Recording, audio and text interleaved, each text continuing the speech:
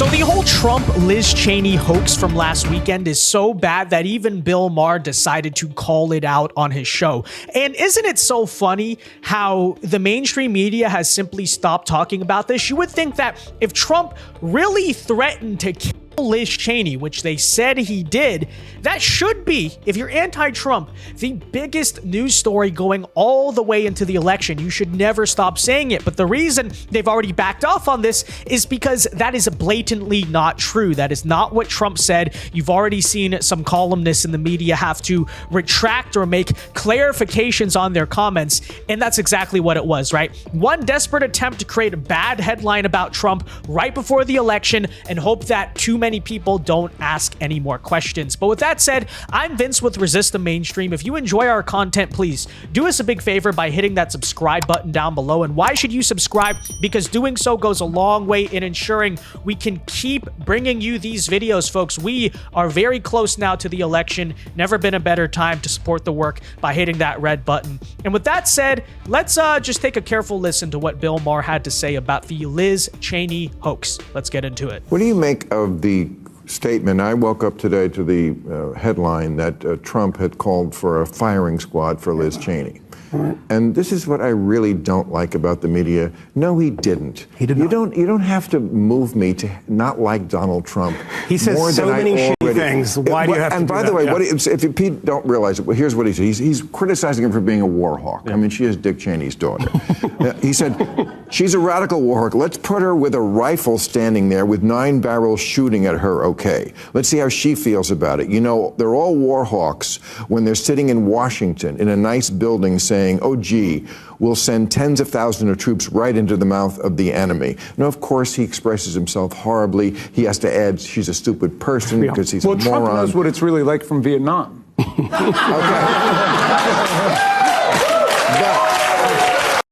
Okay, you can throw in a smug comment about it because I get it. You want to oppose Trump or dunk on Trump, but the point he's making there is absolutely true.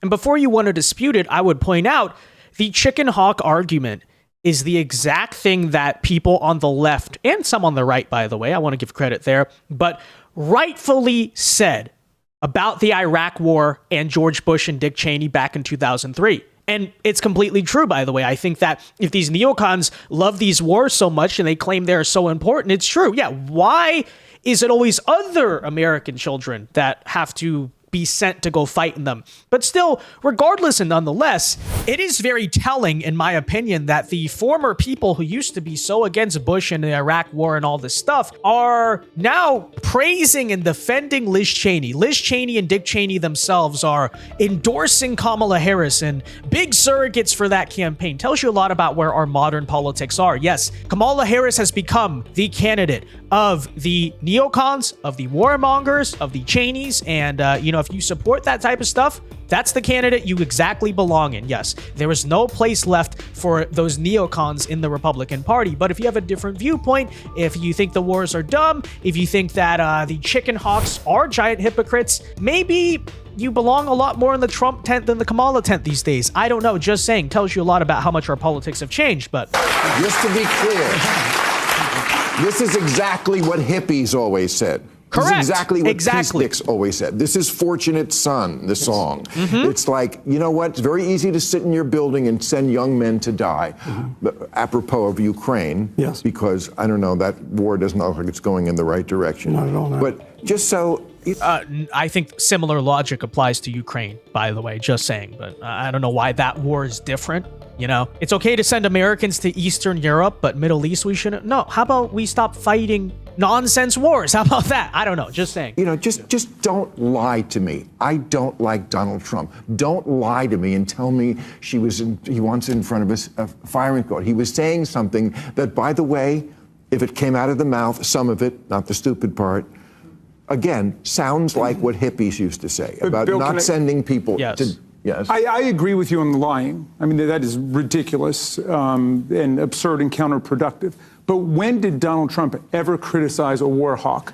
the way a hippie did. I mean, was it during Vietnam? He got out of going to Vietnam, but he didn't criticize I'm not the war, going to the Iraq defend, war. Jamie, Yeah. I'm not defending Trump. Yeah. Trump was one of the original opposition to the Iraq war. What are you even talking about, dude? That was a very public thing. He said it was stupid we should have ever gone into Iraq. He is very notable for the 2016 primary. Like, what was a defining moment? It's when he called out Jeb Bush and the entire family for those wars. Okay, he's always been about this. I don't know what that even is supposed to mean. Trump has always been against the wars. I don't know what point is even being made there, but I'm just saying, don't lie to me. I agree with that. I mean, that's just a distortion. It's counterproductive. I mean, the number of Trump people you talk to who talk about the media and giving them any ammunition like this. I mean, I saw headlines, chyrons on television this morning saying that Donald Trump had said that Kamala Harris should be executed.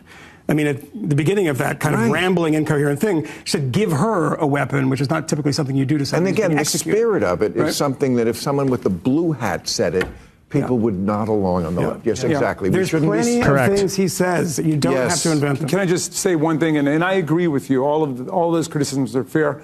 But there's been a lot of violence, as Nancy Pelosi knows, and a lot of threats. So you just hear the guy just constantly coping about it. Okay, he knows it's not true. Everyone knows it's not true. But I do think it's a very telling moment, honestly, of this entire campaign, because Democrats may think that they scored a victory by making this Liz Cheney issue one of the final arguments, arguably the final argument before Election Day. But how do the American people really feel about that?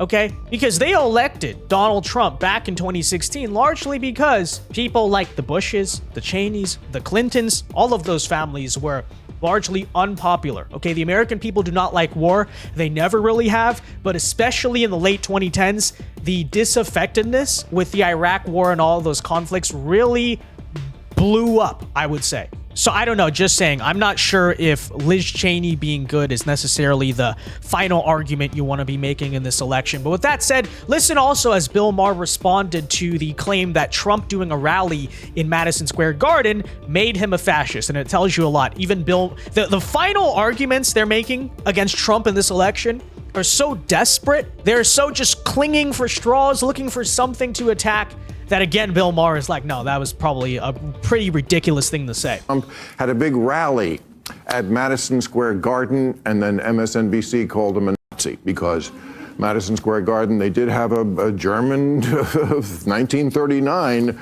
sympathetic rally, and nothing's happened at the Garden since. Correct. Right. Exactly.